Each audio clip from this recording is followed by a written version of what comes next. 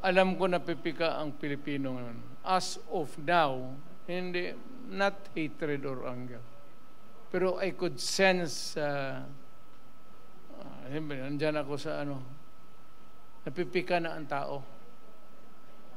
Kaya yung sentimento ng tao, papasok yan sa utak nila habang nagbuboto, patay.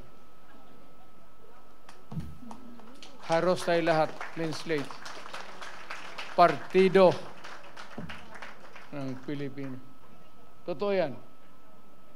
Yung ng tao ngayon, ang tao, hindi naman sa galit. I don't know if it's, I would not want to raise it to the level of anger or hate. But sigurado ako na ang Pilipino napipika na. Either failed promises or whatever.